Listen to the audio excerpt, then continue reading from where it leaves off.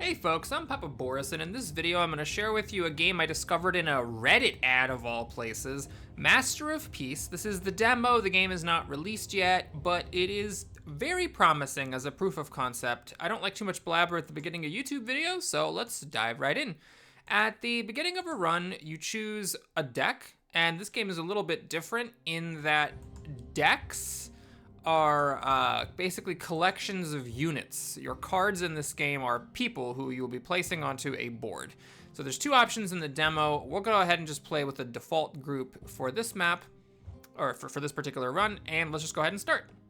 So the first thing that happens in the demo is that you fight a street battle, which is a relatively easy battle, and this is not going to be a proper guide video because the game's not out yet, and I guess a lot will probably change between this demo and the full release, but let's do just a quick explanation of the mechanics as they are so far. So this game takes a little bit of inspiration from Into the Breach in that your goal is not to kill the enemy, but it is to destroy something else. And Into the Breach, well, not destroy something else, but to do something else. And Into the Breach, you're trying to protect your buildings. In this game, you're trying to protect your flag while also damaging the enemy's flag. You win by destroying this thing. The way it works is that there is this first row, this middle row, which I'll call the second row, and then there's the third row, the red row. On your turn, you can take one of your units and place them into the first row. These are drawn at random from your collection of units. On your unit's turn, the unit will step into the middle row if they can, and then if the third row is empty, they will attack the enemy's flag. Stats in this game are mostly straightforward. The first stat is damage, how much damage you do when you attack. Middle stat is health, very self-explanatory. The only kind of tricky one is speed, this final one. The way it works is that in this game, units will act in order of their speed. But because it is a small numbers game, there will be a lot of ties. These are broken at random. So the way it works is that the enemy has a unit right here, this Helmbreaker, and if I, let's say, put another unit down that also has a speed of 2, then the order will be determined by a random die roll. So if I put this guy down here, for example, in front of the Helmbreaker, then if I win the die roll, I'll step up and hit him, and then if he survives, he'll hit me. However, if I place this guy here and my opponent wins the die roll, they'll step forward, hit my guy for 1 damage, and kill him, which isn't super productive. I do want to put something here, because if I don't, then this Helmbreaker will just step up and hit my allied flag for 1 damage, and this damage, as far as I know, is not super easy to recover. So you don't want to take the damage if you can possibly avoid it. Now, you also have this special ability based on your leader. In the demo, it's just this one. It deals 2 damage to an enemy. So what I think I'm going to do here is just put this healer down here. What's going to happen is the Helmbreaker will step forward, whack my healer for 1 damage. My healer will survive. My healer also has an ability called Regeneration that he gets health for each round he survives, and he gets an extra health if he took damage. So since the enemy will damage him, he's actually going to get a big pile of health. I'm also going to use my Sharp Dagger to do 2 damage to this Helmbreaker. This is an ability that you can use for free, but it is on cooldown. Now, I don't think I actually mentioned this, but you can place 1 unit per turn. So once I placed my healer, that's all, and then used my special ability, that's all I can do, and I'm going to click the Start Battle button. If you kill a unit, you step into their space. So now, because my healer killed the Helmbreaker, he's here, and the opponent decided to put another guy in the way. I'm fine with this, though, because this Vigilante leader is just going to hit my healer for 1, then my healer will hit back, kill the guy, so it's time to start doing some damage. We're going to go ahead and put down our Helmbreaker. He's got the Berserk ability, which makes it so that every round he loses a health, but gets a speed and 2 attack, and this can kill him, so he will die eventually, but not before doing, I hope, some pretty good damage to the enemy flag. So this one went first, it had the highest speed, then my Helmbreaker had 2, then the healer went for 3, and now my opponent is in a little bit of a trouble spot because he can't block everything. Now this guy has a speed of 2, but my Helmbreaker has a speed of 3 from his Berserk ability, so he's actually going to kill the Ambusher before he can attack. So what I'm going to do here is just simply place another character that has an attack of 2, and get to work beating up the enemy flag. Okay, at this point we don't really have to do anything because our characters are just going to murder the enemy flag here. Alright, and there's our victory. Now, at the end of a fight you get a reward. Here we have resentment trait that we can pick any character in our party to acquire. There is a limited number of slots, so these 3 characters have 2 slots for traits, and they already have one. These characters only have 1 slot for traits, as you can see. So here we have gain damage equal to the damage taken by allies and the flag, which we're hopefully is going to be 0. So what I'm going to do is I'll stick that onto this character that we haven't talked about yet, the sniper. He goes really, really fast, but instead of attacking normally, he just shoots at an enemy on the field, and you don't get to choose which one. It's random. It also says he loses a strength at the end of each round. However, this is actually not as bad as it sounds, because the strength cannot drop below 1. So at minimum, he will be doing 1 damage, but if I give him this resentment thing, he might be doing more. So we'll learn that trait. Now both of his traits are used up, and we exit.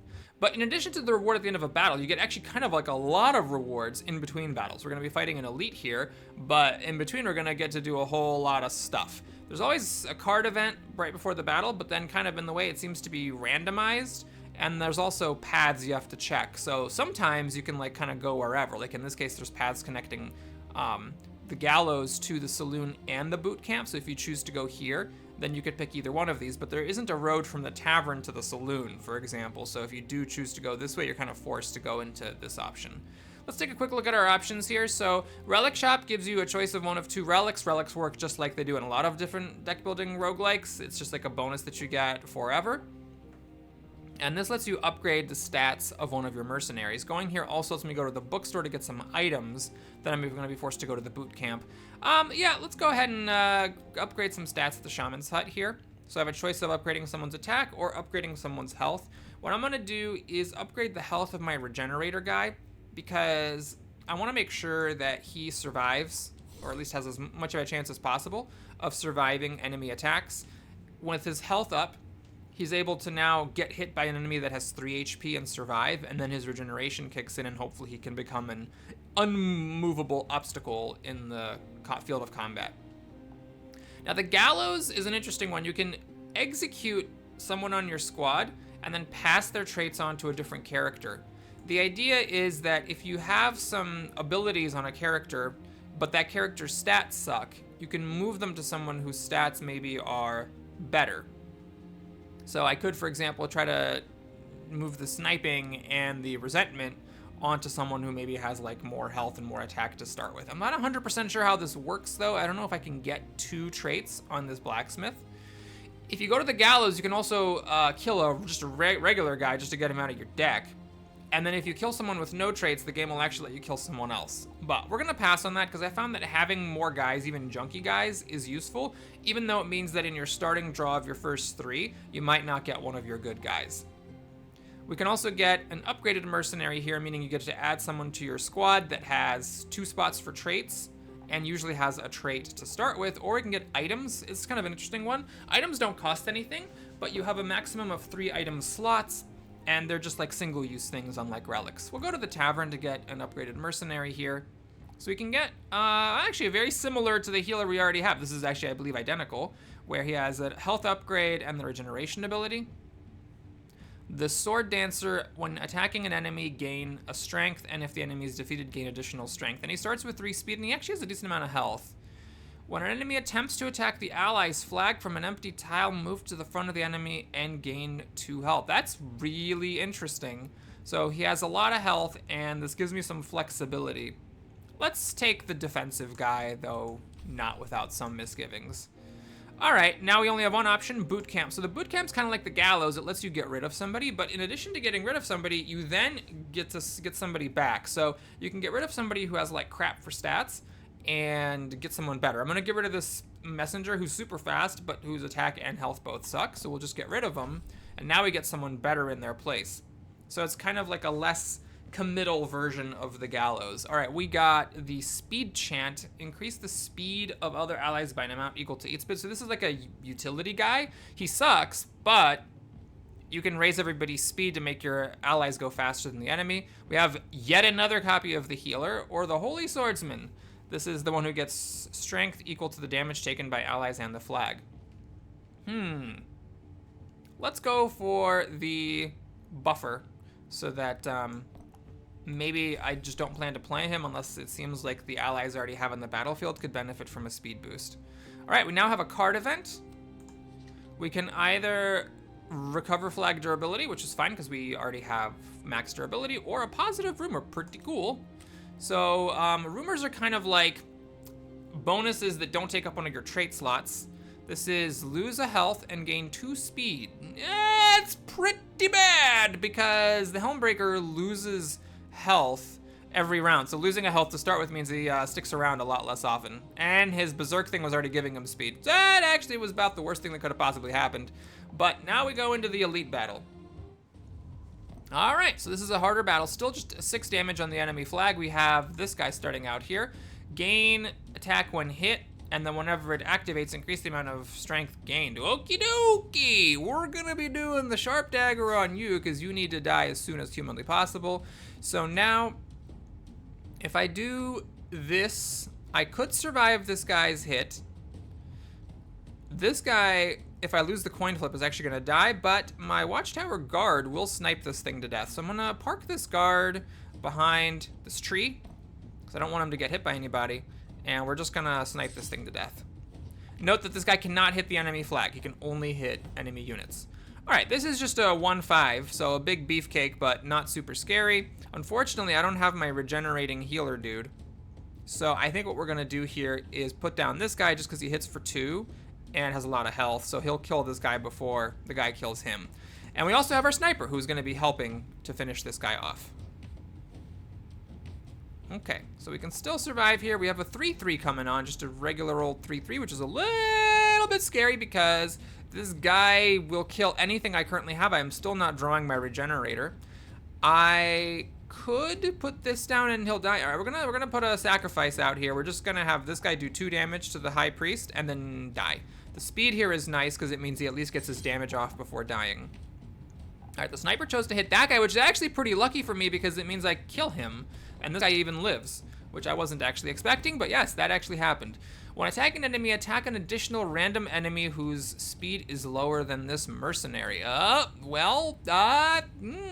Luckily my sniper will actually kill this 1 health loser. So what I'm gonna do here is put down, oh wait a minute, hold on. Let's just actually kill this guy with my hero power. Yeah, there we go. And now I just want whoever hits the hardest. Fog is kind of a weird thing. When you're in here, your speed drops to 0, but it doesn't actually matter here. This flag is about to take a beating. Yep, there we go. All right, we get a relic here. The first allied mercenary to defeat an enemy has their health doubled, or choose a mercenary and then upgrade their attack twice. Ooh, very, very exciting option there. Upgrade someone's attack twice, huh? That would be good for one of my high health guys. They can become big hitters and big, tanks. I could also have the sniper do more damage at the beginning. If he starts with 3, he'll kill a lot of different enemies if I drop him down. Problem is, if I don't get him in the opening hand, then he might not be as useful if there's like a lot of random enemies on the field. Also, we have to consider doing this. That would be good to like just double the health of like say my healer. But he would have to be the first one to kill an enemy. Yeah, I think we'll go for the heated branding iron, and let's go ahead and stick that onto my healer and hopefully make a nice big tank. All right, so now we're gonna have another raft of improvements for fighting the boss, and that's the end of the demo. So we can get Gallows or the bookstore. I found that I have a hard time killing the boss without items, so we're gonna grab some items here. So there's set the health of all enemy mercenaries other than the boss to 1. That sounds great, now we have this. And then stun all enemies, including the boss. That's really good. Since it's the demo and we just end the game after the boss fight, I'm gonna definitely plan to use both those items in the final combat.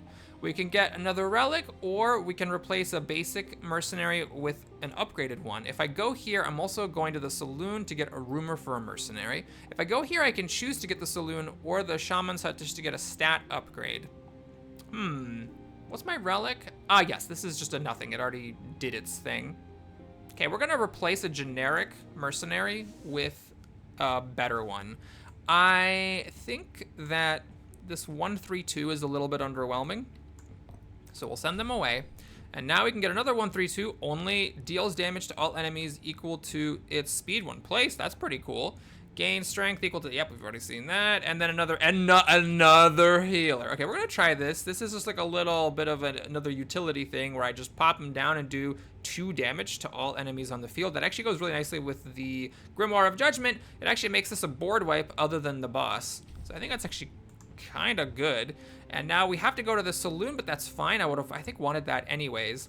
So you get to pick someone to get a rumor. A rumor is like, just a benefit that does not take up one of your trait slots. My Berserker kind of sucks. So we're not going to worry about him too much. I could just focus on making this healer as buff as possible. The problem, of course, is that if he does die, then I lose a lot of value alongside him. We could make my defensive guy better, or I could try to hope that this guy gets a speed boost from his rumor, then he could deal more damage. Let's try it. It's a little risky, but we'll see what happens. So we can lose a health and gain 2 speed. Now that's good stuffins. Yes. Okay. Now this guy has 4 speed and deals damage to all enemies when placed equal to his speed. Ka-chow. That's gonna be the good stuff. Okay, well, feeling optimistic here going into this card event and boss battle. We can random results or obtain a random. I'm gonna take a random item. This can't hurt me. And let's see, choose 1 wounded mercenary and add it to your hand. You can deploy an additional ally this turn. Oh, that's really cool. So you can take someone back, heal them to full, and then deploy them and someone else. That's actually insane. I've never seen that one before. All right, now the boss battle is a little bit different from the other battles. Your goal is to kill this boss. That is your goal. So you're not trying to kill the flag anymore. You don't win this fight until this guy is dead. He has a whole bunch of things. So he has 25 health, he's slow, and he has 3 attack power, which is enough to one-shot, most, at least basic cards that you could have. I don't think that this guy ever goes for your flag. I could be wrong about that, but it seems like he just moves along the back row and attacks your guys. I could be wrong about that, but I think that's what he does. And he'll even attack these trees. So we'll test that here, but again, if I'm wrong, then we'll all learn from it. Now he has this thing where he gets an extra strength for every ally, like every one of his allies on the battlefield. So every enemy that shows up here increases attack by 1. And if you do a really bad job clearing the enemy field, and there's 3 or more other characters on his side on the field, then he actually attacks the flag in addition to attacking whoever he's attacking. I don't think I've ever seen this happen. If this ever actually happens, you're probably dead because there's 3 other enemies on the field, which is just insane. Now, there's also a special ability to the enemy flag. So your goal is not to kill this. However, if it is at 6 or higher, then you get a strong fireborn mercenary summoned in a random location. If you get this down below 6, it will summon a weak fireborn mercenary, and if you kill it completely, it will stop summoning fireborn mercenaries. So there's an interesting strategy element. Do you try to Zerg rush the boss? Because if you kill him, if you chew through this 25 health, then you do end the combat, regardless of what's happening with this fortress. But if you fail to kill him and you let this thing overwhelm you with strong fireborn mercenaries, you're gonna be in some trouble. Okay, so let's take a look at what we got here for options. We got this guy, which I definitely want to save for later because he damages all enemies for 4. So I want to wait for some strong fireborn mercenaries to show up and kill them with this. This is just my basic bitch guy who sucks. And then we got our Helmbreaker who really sucks. Oh boy, we got a pretty bad draw here. It's actually kind of horrible. So what I'm going to do is I'm going to stick this apprentice here and we're going to really test the limit, or test the rule about whether this boss ever goes for your flag. And I'm not going to use my sharp dagger on the boss because I want to wait for the mercenaries to show up. Although if I have this guy to kill the mercenaries with, maybe that's better.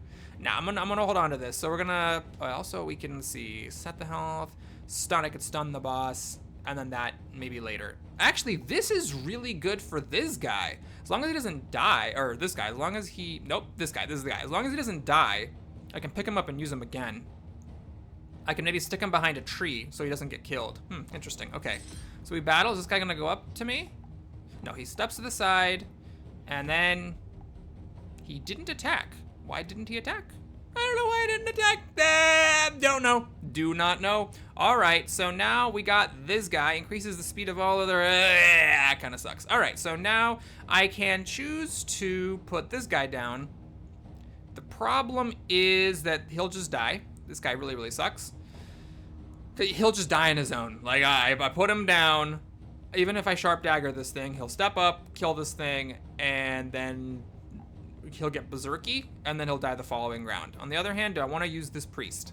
Well, if I use this priest, there is some merit, because it'll kill this Dragon Cult soldier, and it will also damage the boss a decent chunk, and then I could bring him back with my Grimoire of Resurrection. I could consider doing stun. The problem is I just don't have, like, much to do, even if I stun everybody. I mean, I guess I get to keep this guy around an extra turn instead of having him die. I don't have a good thing to replace this guy with. Okay, maybe I am gonna stun.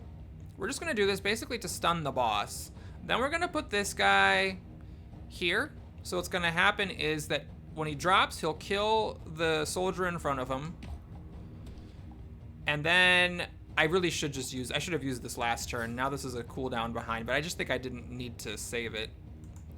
This guy's now stunned. I'm gonna hit him for 2. This guy will step forward to hit the tower for 1. Okay, and so what I'm gonna do now is use the Grimoire of Resurrection.